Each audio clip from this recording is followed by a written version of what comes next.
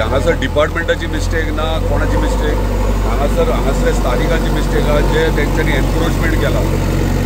PWD जाग्याचेर encroachment करप already honourable हायकोर्टाचे instructions आहा, डायरेक्शन्स आहा की एनक्रोचमेंट जितके आहा ते काडचे म्हणून. तरी आसतना हांगासर जर हे ब्लॉकेज करूंक लागले, आता इतलो पावस पडटा आणि तुम्ही पळयता सगळे उदीक भरलेले आहात आणि उदीक भरला हे रिजन फक्त हांगासर जे एनक्रोच केला आणि ब्लॉक केला, जे पारंपारीक उदीक वचपाची वाट आहा ती बंद केल्ली आहा.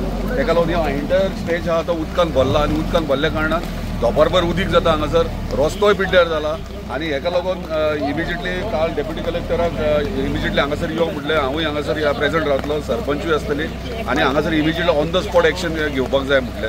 त्या प्रमाणे आमी पर्सनल लेवलीचे लेबर बीन हाडल्यात, सगळे JCB हाडले, PWD काडूंक लायले.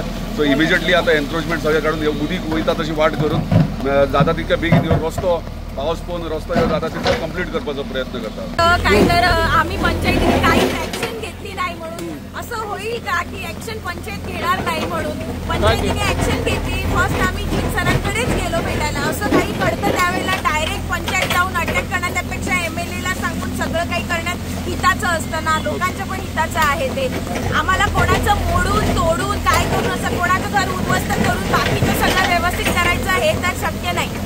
आम्ही येऊन जीत सरांना आधी भेटलो, त्यांनी लगेच PWD ते वॉटर सप्लायचं आहे त्यांना सांगितलं, त्यांनी येऊन आम्हाला एकदा रोड करून दिला. त्यावेळेला आम्ही इकडचा थोडाफार रस्ता होता तो आम्ही मोडला देखील होता आणि त्यांच्यातून रस्ता घालवला होता. कितले दीस जाले आता पावस लागला तेतून स्टार्ट जाला, आम्ही इल्ले न्हू पडटा तेका आम्ही उखलतात केवाड्याचे भुरगे आणि इल्लो हे सगळे प्रॉब्लेम मोठे झालेले आहा.